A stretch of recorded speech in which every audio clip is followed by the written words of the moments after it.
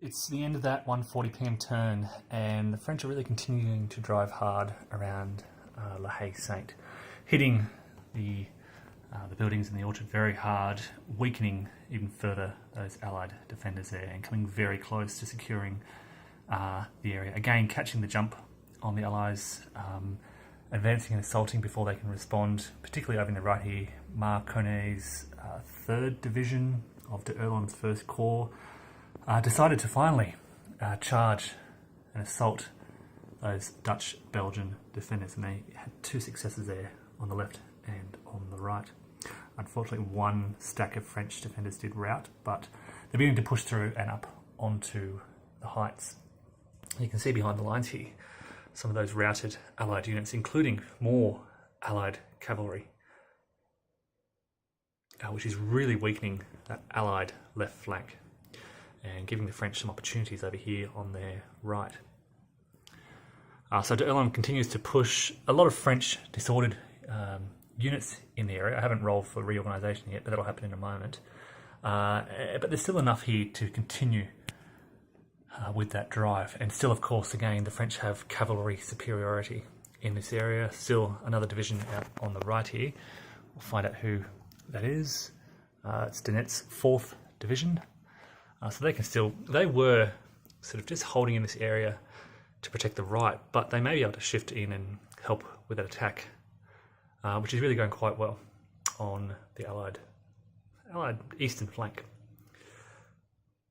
Shifting over towards Hougoumont, the French have been more successful. They've eliminated another Guards regiment, and they have heavily reduced those that remain.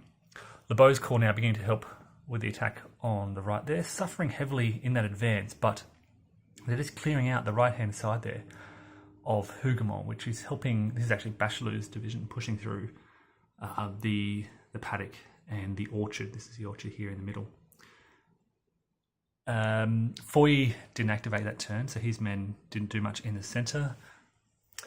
Over to the left, more musket fire exchange is weakening. This is the King's German Legion here, and they have just suffered heavily from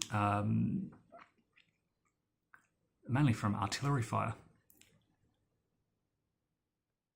But elsewhere around here, the Allies have just formed square to defend against this strong French cavalry out in this area. The cavalry have been activating a couple of times, looking for opportunities to charge.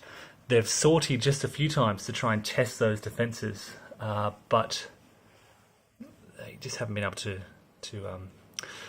force that breakthrough that they wanted. There hasn't been any decisive action here. Occasionally you get 1 or 2 light cavalry units pushing out, charging.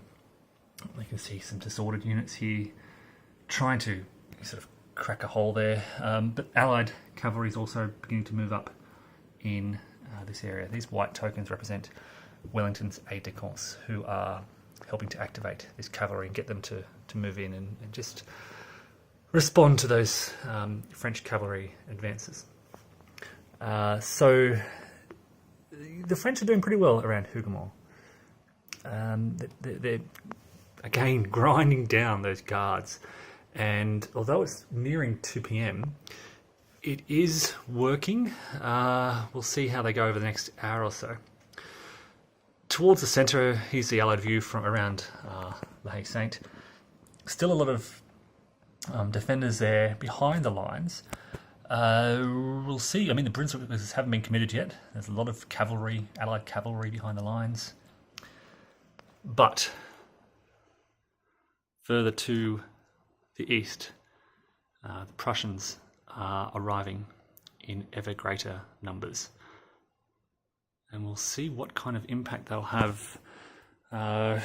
Maybe over the next couple of turns, they'll begin to respond and threaten the French position. We can see in the centre here, Ney really shifting over towards the guards there to get them to activate and respond to the Prussians. So there's the situation at the end of 1:40 p.m. turn. I should note in the centre here, it's hard to see the casualties, but many of these units are very low. These guys are down to 1 increment. The guards over here are down to 2 and 3 increments. They've lost a lot of their light companies who were sent out as skirmishers. So they are very weak, very reduced. It's just a case of the French needing to continue pushing. I mean, having said that, the French have suffered heavily as well. You can see that sort of these big stacks here are mostly made of counters, indicating the losses among those units. So there you have it. That's the situation right on just before 2 o'clock